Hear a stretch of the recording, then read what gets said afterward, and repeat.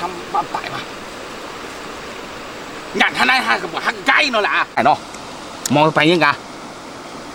mà hàng gai cả bé hắn đã tụt gai luôn dĩa thêm một cái một nhà thái này nó nó thấy thấu giáo với thấu ấy người ta ăn được gì không hay quy thôi sâu cho nhặt nhặt hàng gai Vậy chứ. cái này mà buồn gì thôi hắn trông trầu béo thô béo mà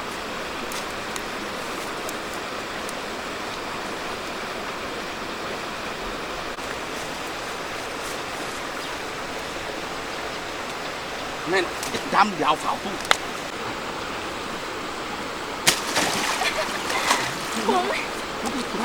Không đi về cái biết không đâu tay cả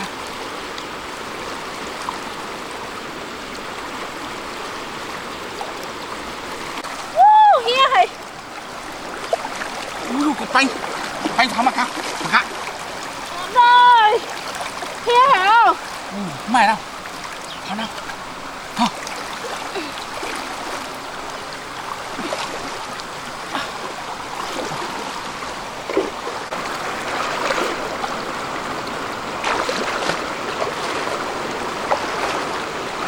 thô vào á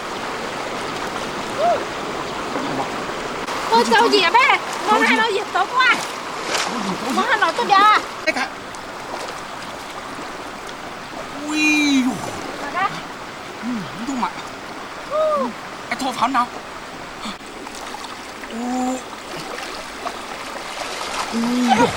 hia hề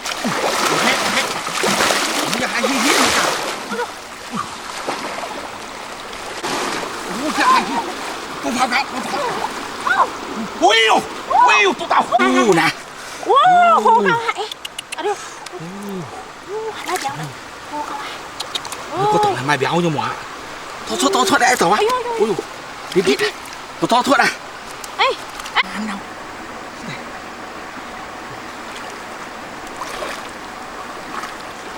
bạn em đi gì à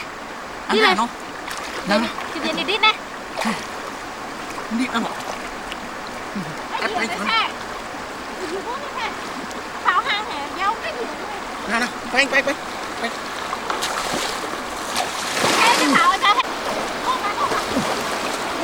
mày béo pháo chưa là béo pháo chưa ba wiu thôi không pháo cái tay cả đi pháo này đâu chụp ảnh sức tay rất sức pháo vào tổ pháo lên chụp ảnh thôi này bao nó tải không đây chặt tay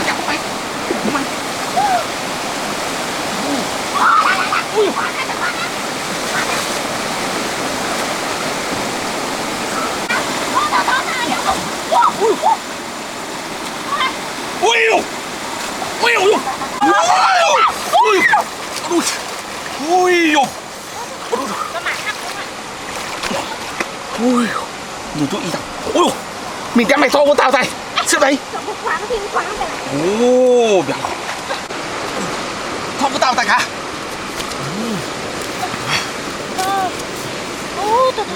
mua tao màu hia hề chẳng quân thăm hia hề anh gì tao gì hia mau ở tại đâu có tay anh nhà anh cũng làm luôn sao nó cả con hé nhà chị hé một gì đấy nhà này chưa ôi trời ơi cô đi khi tay béo tại á ôi bà cá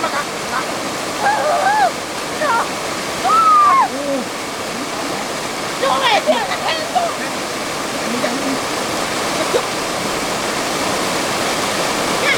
cái này phía nào có mày nữa ui con siêu đây con siêu thằng nào tôi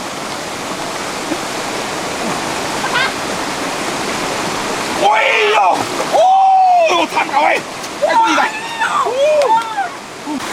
anh tôi đi tao ui mà cả Phùng miệng này á. Ui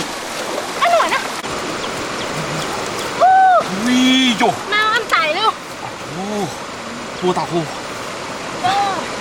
đi tao phải mọi nó thôi tài liêu không ngọt tùng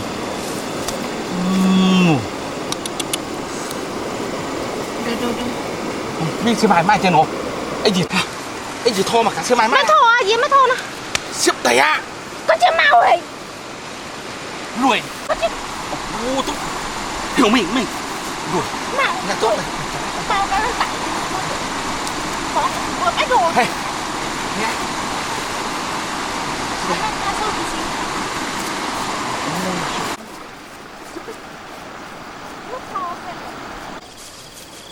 nó tụng dặn quá dặn mà mạnh biết thế sao